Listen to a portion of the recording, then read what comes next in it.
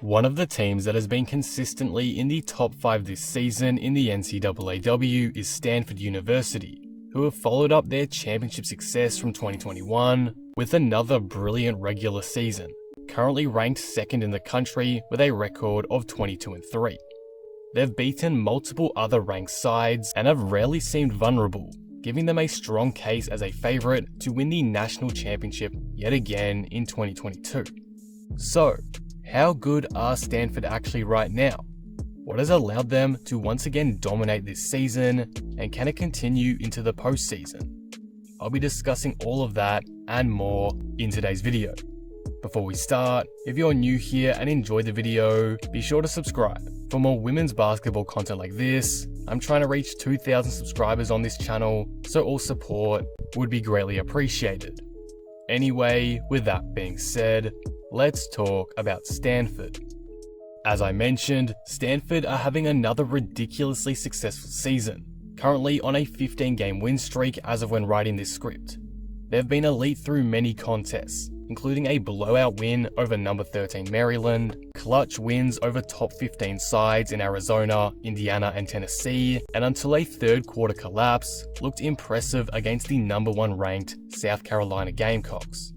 A lot of this success from Stanford comes down to a handful of factors. Stanford are a great interior defensive team, in the top 10 in the country in blocks per game and top 15 in the country in opponent field goal percentage. This is thanks to their insanely talented front court, which I'll discuss a bit more soon. Stanford also are an incredibly talented and deep team on offense. They're 16th in the country in field goal percentage and 33rd in 3-point percentage at a 36% clip. And that is on a higher volume than a lot of other teams above them in 3-point percentage. So to me, they're definitely a lot better than the stat itself may suggest.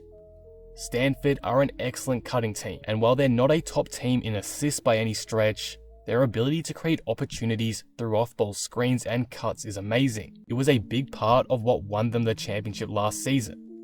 Stanford is also more of a team that tries to force it into the post where their dominant bigs roam, like Cameron Brink. This general offensive game plan allows their bigs to go to work on their defender one-on-one from the low or high blocks. Against Oregon in particular, Stanford ran a 4-out, 1-in offensive set a lot of the time, and that worked quite well in terms of giving their big space to post up and get inside to attack the rim. It also freed up their perimeter players to make sharp cuts to the basket too, and also gave them open 3-point looks when a double team came to the big. They were able to get to the free throw line a lot from that game plan in turn, as the focus on the bigs allowed perimeter players to cut in freely, and the only way to stop a layup from that is to foul.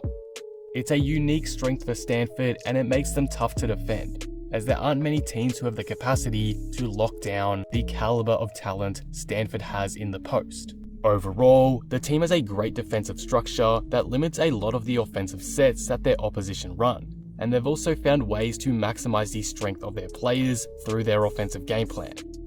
But on that note, let's dive deeper into the roster of this team and the actual talent that they have, because some of the players will be extremely instrumental to any success Stanford wants to have this upcoming March Madness tournament. The first player we should talk about is Hayley Jones. Hayley has been a consistent threat in her 3 seasons at the collegiate level, currently averaging 12.6 points a game and 8 rebounds. As a taller than average guard, she can do damage on all areas of the court, whether that's on the perimeter or inside the paint, where she can easily body her smaller defenders and get to the rim with little contest. She's Stanford's go-to player in the clutch, as we saw against Oregon, where she hit a ridiculous game winner from the floor.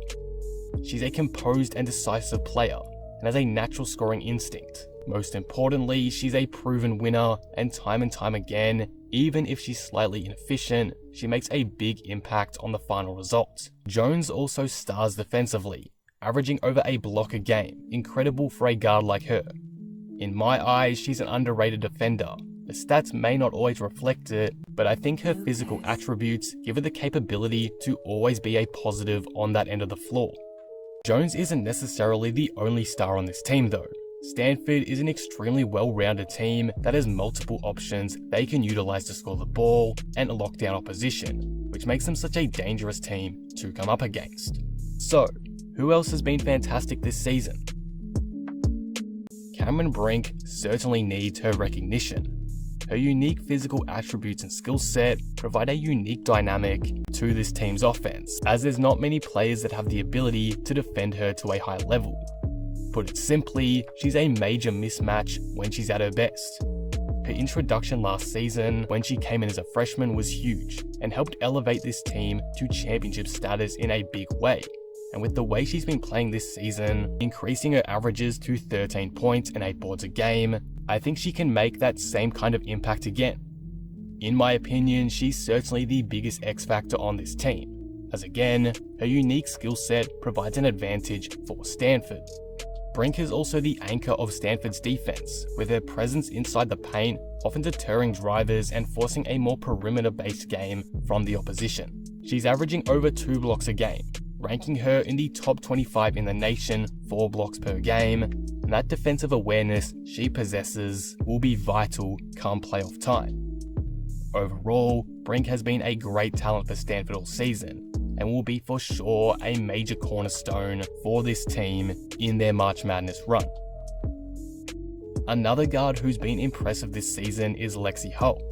Though Hull is a bit streaky and is a hot and cold type player, her ability to impact the game with her scoring creation can be elite. Back in January, she dropped 33 against Oregon on 60% field goal shooting and 70% 3-point shooting. It was an all-around brilliant game from her, but the following game she shot just 25% from the field and scored just 8 points. Hull can make a huge positive impact at times, but it's just not too consistent.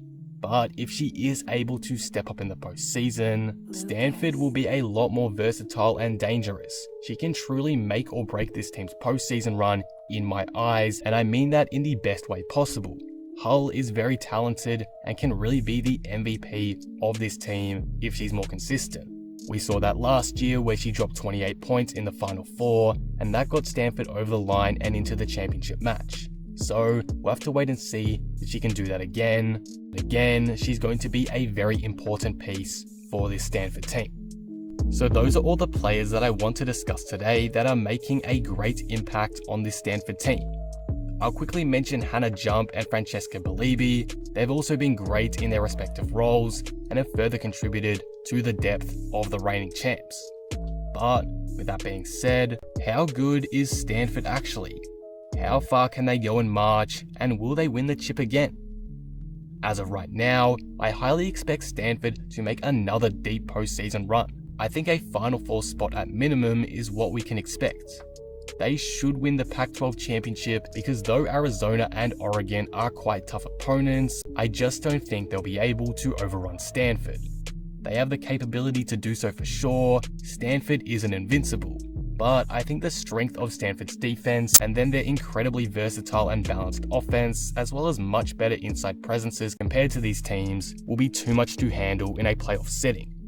Given their elite chemistry and talent, and their dominance throughout the last 15 games, Stanford will be given every chance to repeat as national champs in 2022. Again, they've got the talent, the chemistry, the game plan. It's just about executing when it matters most. In my opinion, I wouldn't have them as the number one favourites right now. That's been fairly claimed by South Carolina. But with the way they've bounced back and played since that loss to SC back in January, it's hard to say Stanford aren't right behind them in the race for the 2022 championship. Hayley Jones has again been fantastic this season. Lexi Hull has proven she can be a legitimate superstar at the best of times some nights. And there's not many players that can slow down a player like Cameron Brink. Combine that with their excellent system, dominance inside the paint, and great defense overall, Stanford looks really scary right now. They're peaking at the right time. The only thing left for them to do is go out there and try cut down those nets for a second season running. We'll have to wait and see what happens from here. But Stanford are looking really good right now, and it wouldn't shock me at all if they can claim their second championship banner in just as many seasons. And that will conclude the video. What do you guys think of this? What are your thoughts on Stanford? Can they win the championship again this season to you? Let me know all your thoughts down in the comments below. If you enjoyed this video, be sure to leave it a like and subscribe. But with that being said, I will see you in the next one. Thanks for watching.